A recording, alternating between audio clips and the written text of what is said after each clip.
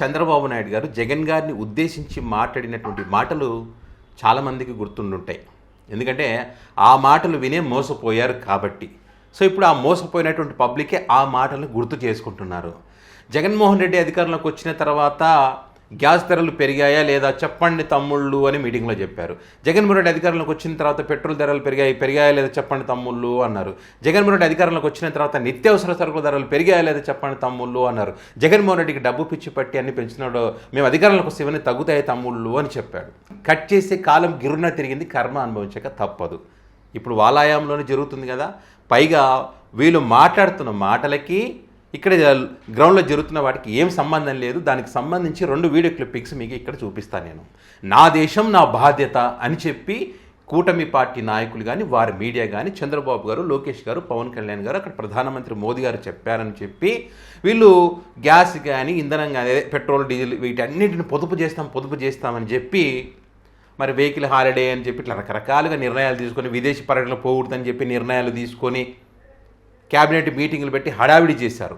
వీళ్ళు హడావిడి చేసేది ఆలస్యం. ఇంకా కొంతమంది ఎమ్మెల్యేలు, కొంతమంది మంత్రులు సైకిల్ ఎక్కి అటు తిరిగి ఇటు తిరిగి, నాకు తెలిసి పొదుపు చేసే సంగతి దేవుడి ఎరుగు, కానీ ఏమంటారు కెమెరామెన్ల ఖర్చులు, ఆ తిరగడాలు దానికే ఎక్కువ అవుతుందని నేను అనుకుంటాను. ఓకే, ఆ సైకిల్ మీద ఎరగకుండా ఎక్కడికైనా పోయేది, బండి మీద కార్ల పోయినా కూడా ఇంత ఖర్చు కాదేమనేటువంటి అభిప్రాయాలు కూడా ఉన్నాయి. సో అట్లా ఎవరికి నచ్చినట్టుగా వాళ్ళు సైకిల్ మీద తిరగడము, రీల్స్ చేసి పెట్టుకోవడము, కొంతమంది ట్రైన్లో పోవడము, కొంతమంది నడుచుకుంటూ పోవడం, ఇట్లా రకరకాలుగా విన్యాసాలు చేశారు. పిఆర్ స్టంట్లు బాగానే చేశారు. దాంతోపాటు చంద్రబాబు నాయుడు గారు 2 వెహికల్లో, లోకేష్ గారు 2 వెహికల్లో ఇట్లా చూపించేసి వీడియోలు చేసి పెట్టేశారు. పబ్లిక్ కూడా అబ్బా మా నాయకులు ఎంత గొప్పలు చూడండి, మా మీద భారం పడకుండా ఎంత పొదుపు చేస్తున్నారని చెప్పి అనుకోవడం కోసం.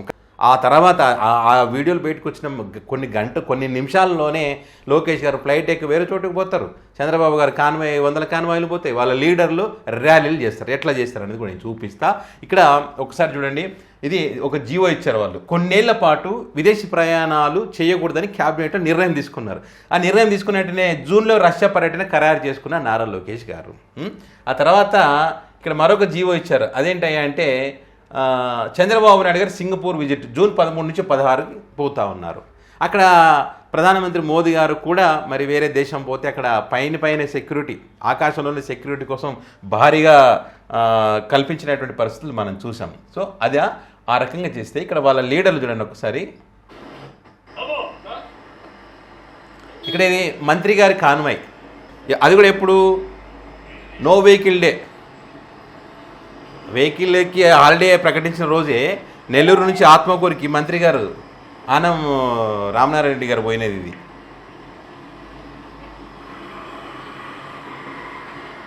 ఇది.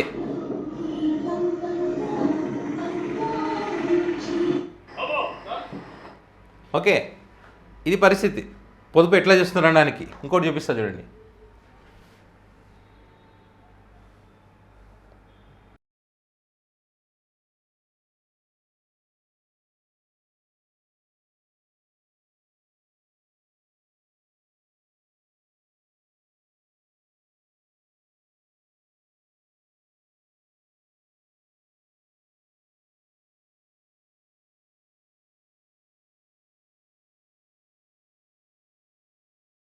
ఇదంతా చూడండి ఎన్ని వెహికల్స్ ఉన్నాయో. అన్ని వెహికల్స్ ఉట్టిగా వస్తాయా? నీళ్ళు పోస్తే రావు కదా, పెట్రోల్ డీజిల్ పోడితేనే వస్తాయి వెహికల్స్. అది కూడా నో వెహికల్ డే అని వాళ్ళు ఏదైతే అనుకున్నారో, అది కూడా క్యాబినెట్లో నిర్ణయం ఏదైతే తీసుకున్నారో ఆ నిర్ణయాల తర్వాతనే ఈ వ్యవహారం అంతా కూడా. ఇదంతా ఏంటి సార్, మీరు క్యాబినెట్లో నిర్ణయాలు తీసుకుని ఇదేం చేస్తున్నారని చెప్పి ఎవరన్నా ప్రశ్నించినా దానికి వీళ్ళకి సపోర్ట్ చేసే వాళ్ళు ఏమంటారు తెలుసా? జగన్మోహన్ రెడ్డి అప్పుడు మీటింగ్లో అప్పుడు సమోసాలు తిన్నాడు కదా, అదేంటి ఇదేందని చెప్పి మాట్లాడతారు. వైసీపీ వాళ్ళు బయట పెడతా ఉన్నారు. జగన్మోహన్ రెడ్డి ఏం తిన్నాడు, నారా లోకేష్ గారి మీటింగ్లో, అదేవిధంగా చంద్రబాబు గారి మీటింగ్లో ఏం తింటున్నారు, పూర్తి లెక్కలని డేటా తీసి బయట పెడతారు. దానికి ఆన్సర్ ఉండదు. మళ్ళీ మీరే నిర్ణయాలు తీసుకున్నారు కదా, మీరే నిర్ణయాలు తీసుకొని మళ్ళీ మీరు ఈ రకంగా చేయడం ఎంతవరకు కరెక్ట్ అని చెప్పి వాళ్ళు అడుగుతూ ఉంటే దానికి సమాధానం చెప్పలేక ఏదేదో పాత కథలు తీస్తారు. గొడ్డలి పార్టీ, తల్లి చెల్లి, వివేక, ఇదే పాటని తప్ప కొత్తగా ఏం ఉండదు.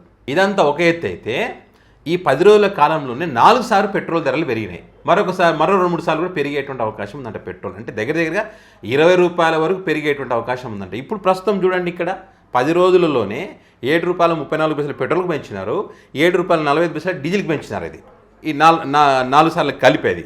ముంబైలోనేమో 110 రూపాయలు ఉంది పెట్రోల్, ముంబైలో డీజిల్ 97 ఉంది, కోల్కత్తాలోనేమో 112 ఉంది, డీజిల్ 99 ఉంది.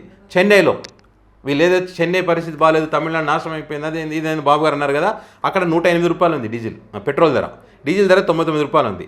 హైదరాబాద్లో 115 ఉంది, తెలంగాణ రాష్ట్రంలో డీజిల్కి 103 రూపాయలు ఉంది. ఆంధ్రప్రదేశ్లో ఎంత ఉందో తెలుసా, 117 రూపాయలు 96 పైసలు పెట్రోల్కి, డీజిల్కి ఏమో 105 ఉంది. గుంటూరులో వేరే చోట్ల, అదే ఆంధ్రప్రదేశ్లో వేరే ప్రాంతంలో 119, 118 కూడా నడుస్తుందంట. ఇది ఆంధ్రప్రదేశ్లో పరిస్థితి. మరి అదే బాబు గారు అన్న మాటలు ఇప్పుడు గుర్తు చేసుకుంటున్నారు. నారా లోకేష్ గారు చూపించిన ఫోటో కూడా ఇప్పటికీ తిరుగుతూ ఉంది. ఇప్పుడు చెయ్యండి సార్, ఇప్పుడు కనపడట్లేదా మీకు, వెళ్ళండి వెళ్ళి ఫోటో చూపించండి. 1,000 పెట్టి చూపించారు కదా, అప్పుడు మేము 10,000 పెట్టి చూపిస్తున్నామని 10,000 పెట్టి చూపిస్తూ ఉన్నారు. మీరు వెళ్ళి ఫోటో దిగండి, ఏ రేటు తక్కువ ఉన్నాయని చెప్పండి అంటున్నారు. మరి అప్పుడు జగన్మోహన్ రెడ్డి గారి గురించి అన్నారు కదా, సెస్సులు ఉంటాయి, అది ఉంటాయి, ఈ ట్యాక్స్ ఆ ట్యాక్స్ తగ్గించచ్చు కదా అని చెప్పి మీరు ఎందుకు తగ్గించట్లేదని అంటున్నారు. జగన్ గారి మీద అబద్ధాలు చెప్పినంత ఈజీ కాదు పాలన చేయడం అంటే. వీటన్నిటికీ మీ దగ్గర ఆన్సర్ ఉందా? మీరు ప్రజలకు ఆన్సర్ చెప్పకపోయినా కర్మ అనేది ఒకటి ఉంటుంది. సో మీరు గతంలో ఏం మాట్లాడారో అదే మీ పాలనలో జరుగుతూ ఉన్నది. మరి మీరేమనుకుంటారు, పెట్రోల్ డీజిల్ ధరలు ఇంకా పెరిగేటువంటి అవకాశం ఉందా? దీనికి సంబంధించి మీ అభిప్రాయాన్ని కామెంట్ రూపంలో పెట్టగలరు. Thank you.